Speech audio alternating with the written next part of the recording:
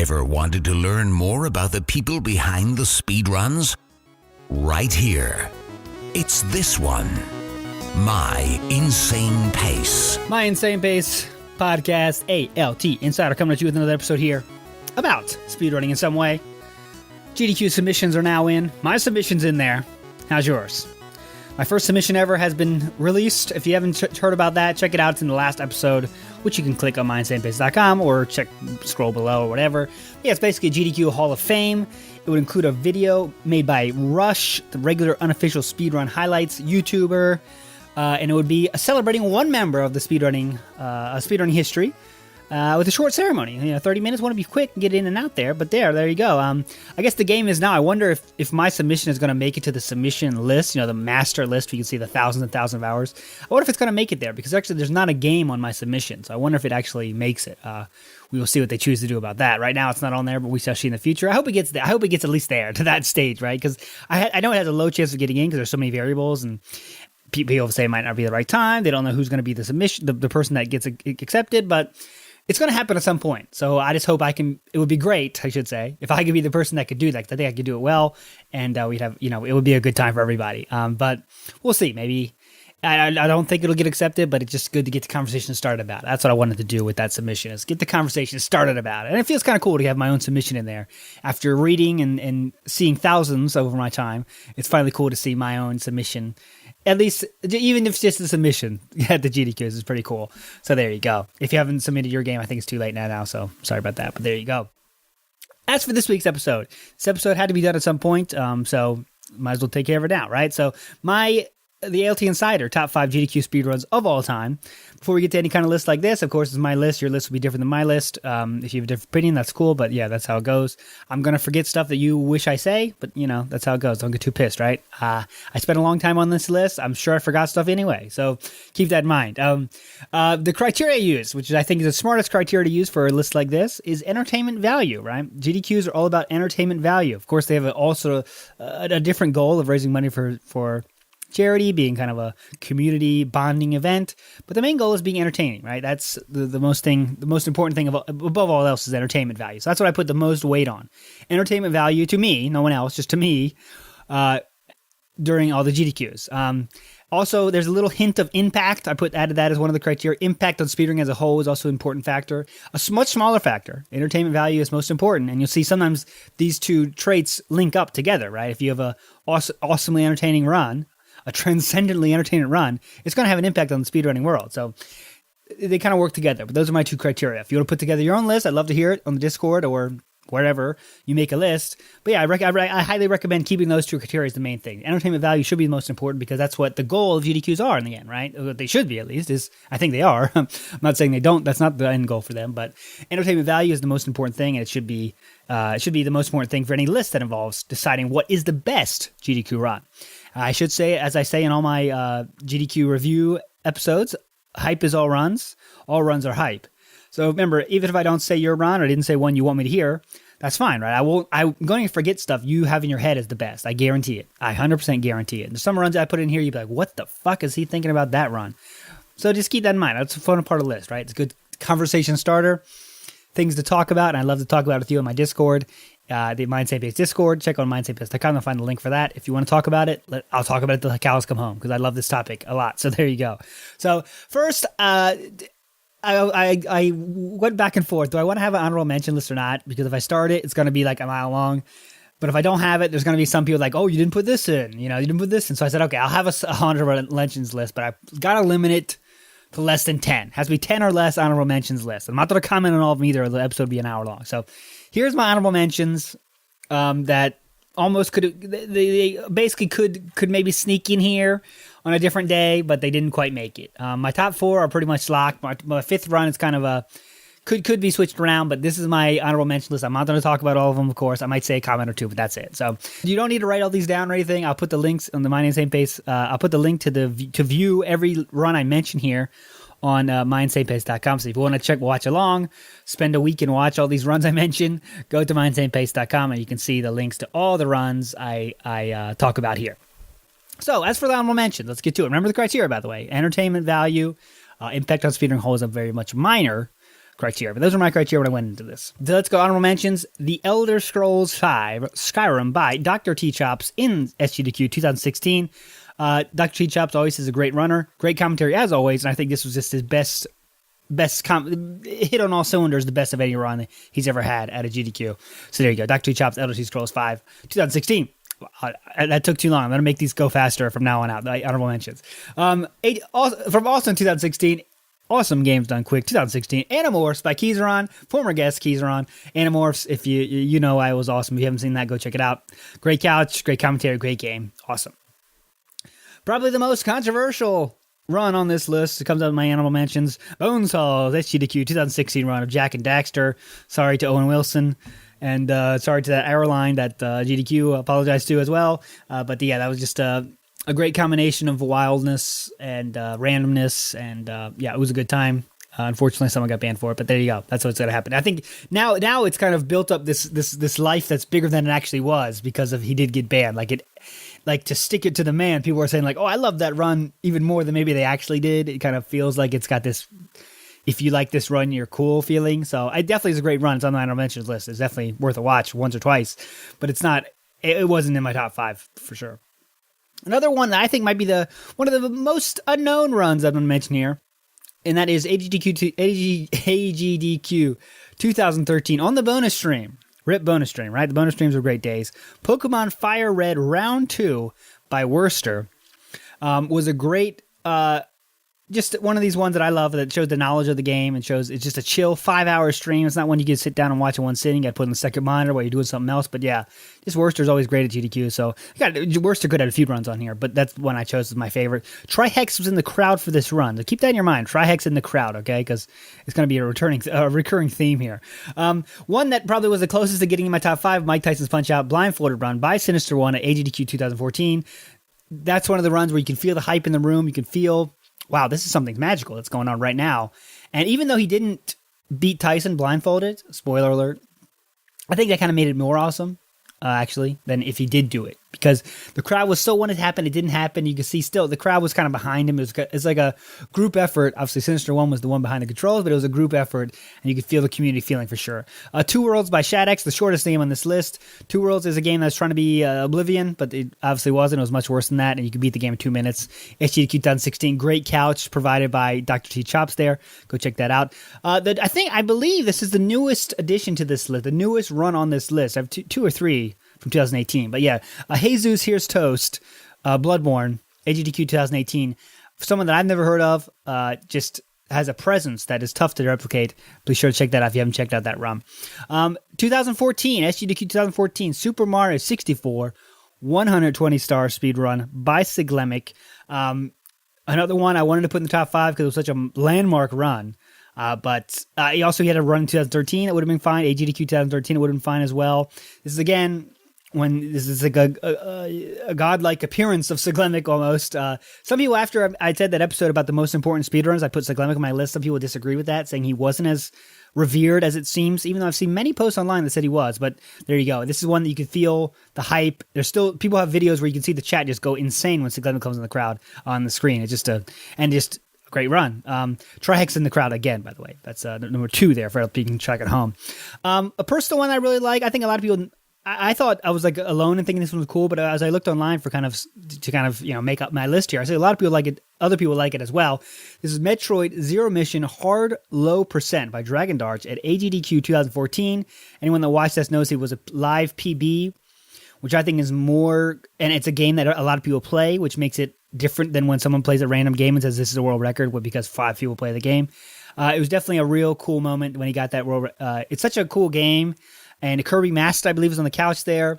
Great combination of playing, describing what was going on. Just a great dynamic there. And Dragon Dark to get that PB during the game was awesome. Another game by a runner that I don't know what he's doing these days. It'd be great to have him back because he had a few good runs at this SGDQ 2013.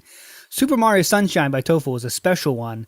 That's part of that SGDQ 2013. Trihex in the crowd again, by the way. There was something about that atmosphere when I think those 2013 was kind of the end of you get to know the characters that are on the couch and in the room as the marathon goes along.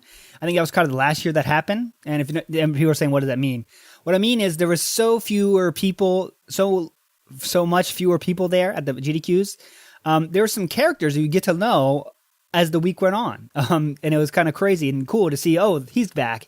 And this was kind of the 2013, I think was the last year that I actually had that feeling where you might see someone on the couch, for hours on end. Blue Glass, of course, being the most famous person to do this. But you get to know people on the couch and like everyone's watching each other's runs. It really is a community feel. Okay, Tofu plays Super Mario Sunshine. He jumps on the couch to watch the next 5 runs. It was much more of a community feel than it is now, where it kind of has, I do my run, then I get out, and someone else comes in and do their run. The 2013, I think, was the end of that kind of era. And I think that was this run right there exemplifies that kind of community. We're all in this together having a good time feel, which it still has I don't want to get me wrong, it still has a feeling of everyone having fun, but it's not like when, for example, let me pull some out of my head here, some names out of my ass here. When, let's say, who's someone I could say that's, when Mexican Runner does Cuphead, he might stay around for a run or two, but you can't see him in the crowd directly behind the next runner. When 2013, the room was small. If you watch the video, you'll see. So you see Mexican Runner has a great run in Cuphead. He'll jump in the couch and cheer on the next person. That's how it would have been in 2013, I mean. So it had a special feeling, right? And that kind of feeling is gone. I'm going long on these honorable mentions, longer than I wanted to already. But Super Mario Sunshine, if you watch that run, maybe you can get a little feel of what I'm talking about. It's tough to feel the progression of a marathon with one video, but hopefully you can feel a little bit of that community I'm talking about if you watch that video back. I'll put the link again in the show notes page. Another new one, 2018 AGDQ, Dragon Warrior by Ness Cardinality. Please come on my show, my friend, my number one guest I want to get. This is knowledge personified of a game, passion for a game shown. It was awesome combination of both those skills. Awesome. AGDQ 2018 again. Look at, I'm going new here. I thought it was going to be old school ones, but it's not. Mega Man 1-3 Team Relay Race. And I will say all the runners' names just so they get their proper shout-outs. Shout-outs to White Hat 94. Fasta. I always said, as I said when I commentated his race, I always said fantastic. But it's Fasta, Dexter, Cool Kid, Colonel Fatso, Andy, Prissy, Shoka, Streamline, Zaraki, Cypher, and Casio third. That was awesome. Mega Man 1-3 race. Just a great race. A lot of drama going up and down. Who's winning, who's losing. It was awesome. Check it out if you haven't. And of course, I got a man Cypher won by... Cypher was... could have had a lot of choices for me. He was one of the first people that showed me that speedrunning can be a serious thing that you really work hard at and do. And I could have chose a lot of runs, but I chose the gimmick run of his from AGQ 2015. It's the best showing of his skill and how much focus he puts into his runs. It's like his main focus is putting on a good performance rather than putting on a good show. And is that the best method? Probably not. It doesn't make the most entertaining runs. But if you like that, like I do, I like watching try to master a game. It was one of the most entertaining runs for me. Like easily could have been in my top 5. But there you go. There's my honorable mentions. Of course, way too many. You probably forgot all the ones I said already. But again, show notes page, mindsapepace.com, have that full list. So now let's get to the nitty gritty here. Let's see how far I'm in this one. Already 13 minutes. Jesus Christ. All right. Let's go to the nitty gritty here. The creme de la creme, the top 5 GDQ runs of all time, in my opinion. Number 5. So I think this may be the most controversial choice on the list, so I want to explain it a little bit here. So I myself, as I just mentioned, I love when speedrunning is taken seriously, right? Speedrunning is just a hobby, but if you think about it, every hobby is just doing an irrelevant thing because it means something to you, right? So let's talk about an example. Fishing.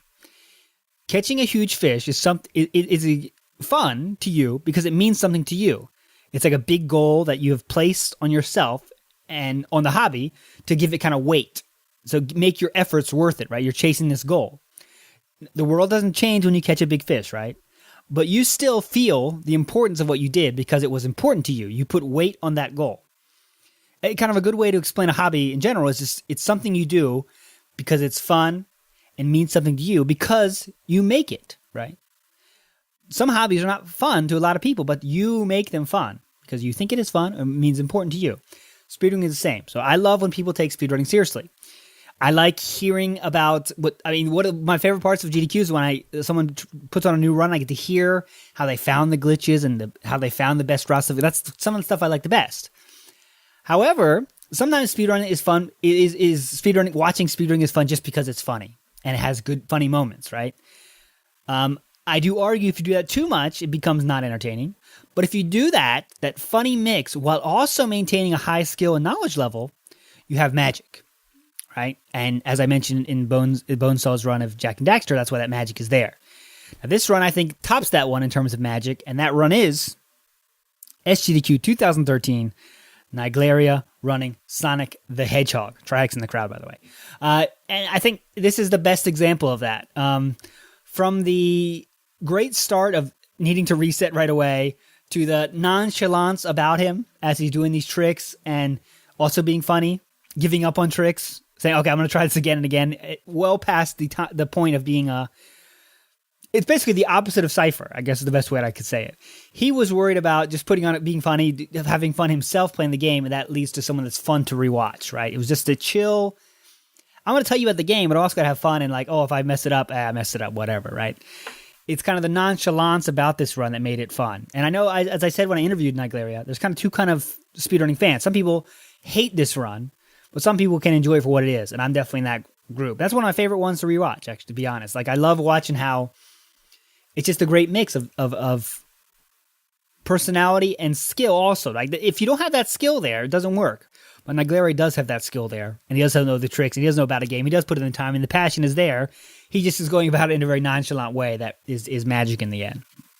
Okay.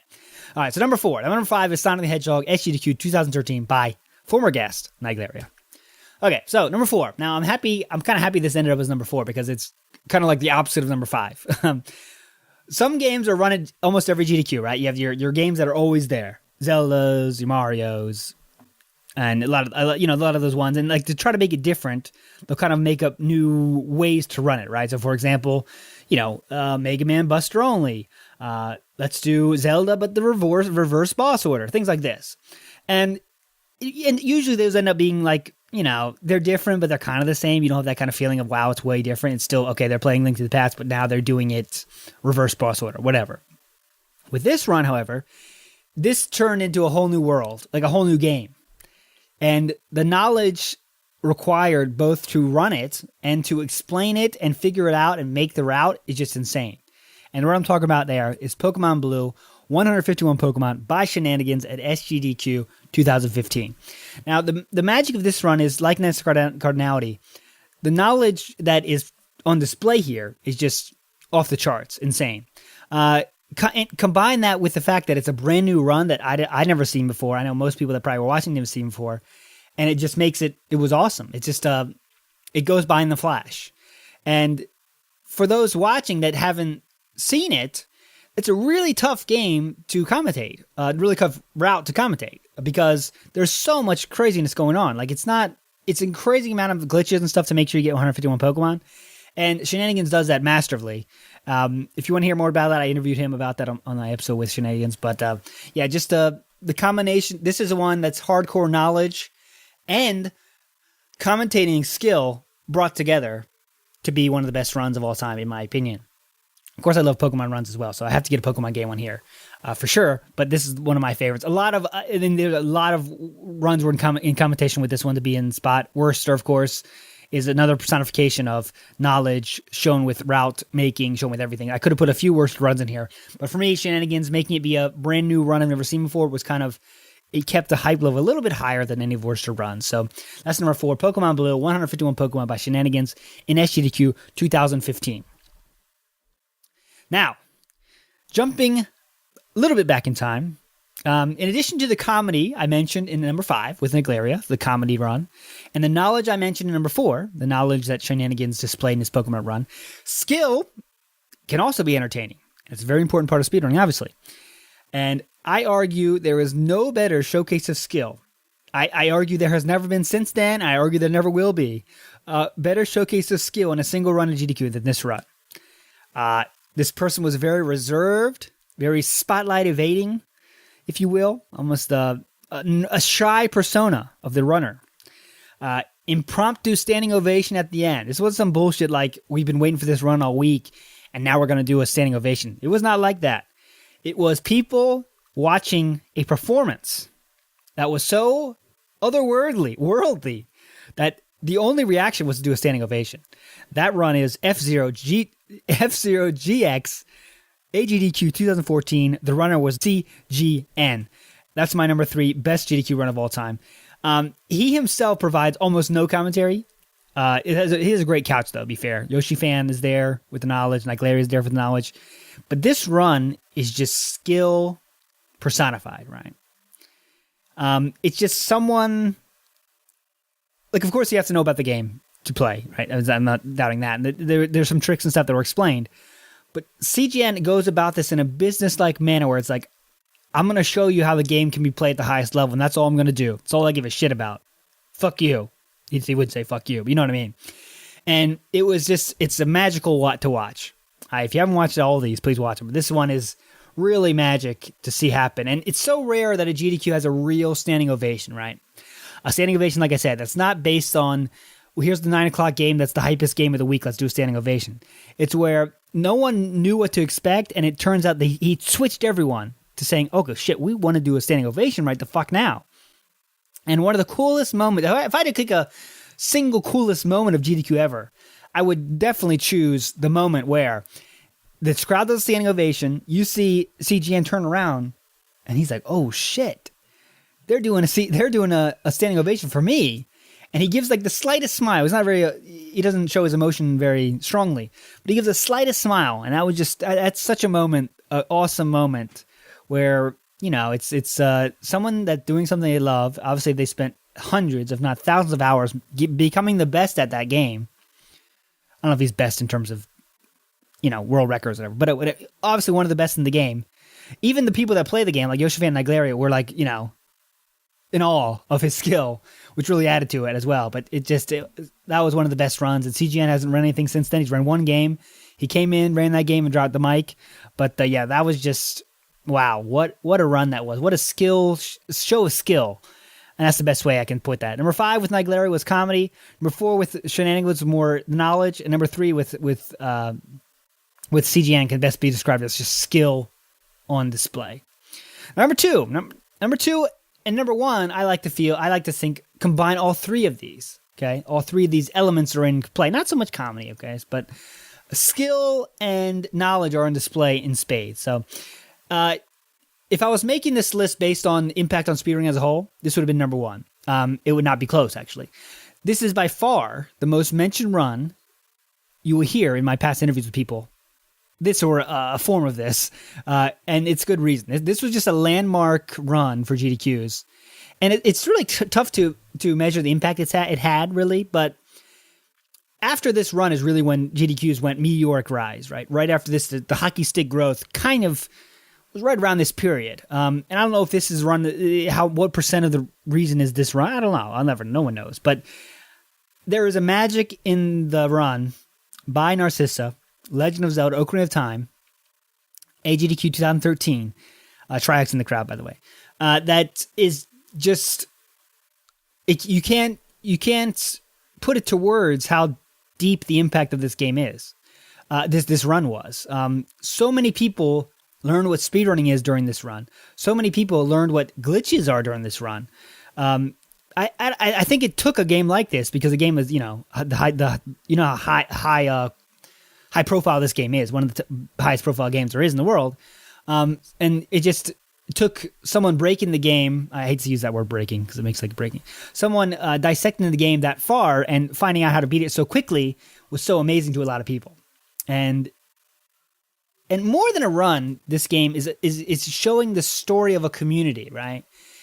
Narcissa in this run goes out of her way to show what other people have given to this run. And I think that's what also makes a lot of power to this run. It's basically like a Summoning Salt video in real time, kind of, right? It really shows how speedrunning is a team thing. You know, every single trick is explained like, oh, well, I forget the names, but I'll just make up names. Jose Cuervo 246 found out this wall glitch 2 years ago, and then you know, Captain Morgan 47, he found a way to make it even faster, and that's how I came up with this or whatever. In that way, obviously said better, but it was just showing that speedrunning is a team thing. Look how awesome a thing we can do if it's a team thing, And it's one of the most impactful runs of all time, entertaining to watch of all time. If you haven't seen that one, I definitely recommend, if you're a speedrunning fan, to listen to this podcast. I hope you are. You got to watch this one. Legend of Zelda, Ocarina of Time, AGDQ 2013, Narcissa Wright. And number 1. Let's go to a quick recap, I guess, before we get to number 1. Number 5, Sonic the Hedgehog, SGDQ 2013, Nightglarea. Number 4, Pokemon Blue, 151 Pokemon by Shenanigans at SGDQ 2015. Next, AGDQ 2014, CGN F-Zero GX. AGDQ 2013 again.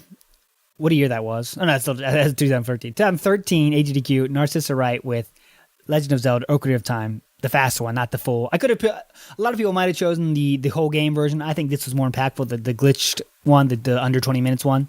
I think it was a little bit more impactful, but yeah. I'm gonna show you to start number 1. I'm gonna show read an article here, read a excerpt, if you will, about an article here. The headline of which being, "What esports could learn from an amazing run." I'll say that so I don't spoil it. But they have they actually wrote a whole article was written about this this run and what esports could learn from it. I argue they could learn that speedrunning can be esports. But the biggest headline I want to talk about is commentary as education. And also, an educated audience helps the sport grow. I think those two words kind of sum up what makes this run so amazing. And this was basically, I don't want to say it was life-changing, because that's kind of a big word. But this run, for me, was something I never thought speedrunning could do. I've seen races before, for sure. I've seen people racing a lot of games. But while watching this game, some kind of magic clicked in my head, and I said, this is something that could be something. And that's really when my insane idea, the machinations of it started happening, because all I could see was big lights. All I could see was a stage and 4 people playing this game. And before I go any further, I have to say, what makes that feeling happen, what made that feeling happen, was the commentary of Sinister One and Golden. Now, as the article said, what did I say? It just said, commentary is education. This is what all racing runs need to measure themselves against in terms of education for the runner, right? Super Metroid is a complicated, it's not a complicated game. You know what you got to do. But the speed run of it is very complicated. There's a lot of jargon. A lot of things people say. The parlor, the wall skip, spine shank, all this stuff. Spine shark, spine shank, spine shark. A lot of these words are saying. But how Golden and Sinister One carried themselves during this run is magical. Could be taught as a class before GDQs if you can know how to do it. They took seriousness they took a speedrunning to the next level of seriousness. And no one's ever done it better since then, and I hope they get to be a team again so they can show us how to do it again. The 4 runners, by the way, I should mention them, of course. Shout outs to Ivan, Zos, Krauser, Garrison. They are also the most important. They know that they learned the game to a masterful level to be able to beat it like they did. But I'm talking about the entertainment value of the run, of course, so I'm going to focus on the commentating here. So what makes a good commentator in a race is the audience has to know what's going on. It's different than a football game where everyone watching knows the rules of football. When you're commentating a speedrun, you have to pretend no one knows the rules. You have to explain the rules and what's going on, which makes it a very hard job. And that's what makes what Sinister One and Golden did even more impressive, right? They made someone that didn't know anything about speedrunning, Super Metroid, know not everything, but they knew enough to enjoy the race to its fullest, right? One technique they use is pre-explaining, which is something that some people do, a lot of people don't do. When some boss is coming up, they'll say, okay, well, the next boss we're going to fight is Craig here, as the runners are just picking up some health drops to get ready for it. What they're going to want to do with Craig here is shoot it in the mouth before it can make its big, it can evolve into its higher form, or whatever it's called. Quick kill. And they pre-explain it, and then when someone gets there, you know what it's going to happen, and you look forward to it. You know what's going to happen, you can look towards it, and expect it. And it was just beautifully done. I can't say enough about this run and what it made me feel.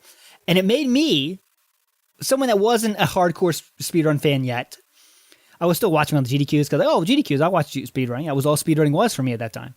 But it made me show other people. I think this is so awesome. I got to share this, And I would always share that run because how awesome the commentator was and how it took you on the journey with the race.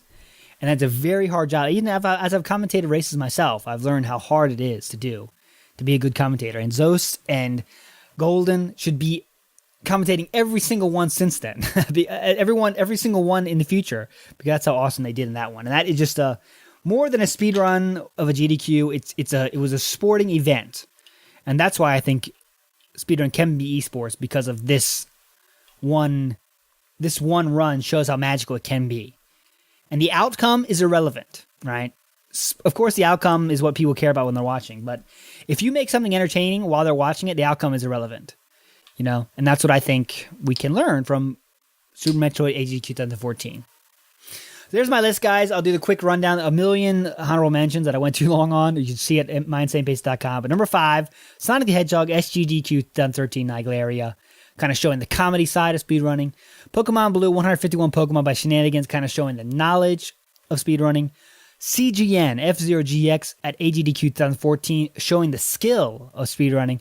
Narcissa Legend of Zelda Ocarina of Time AGDQ 2013, showing all of these things combined.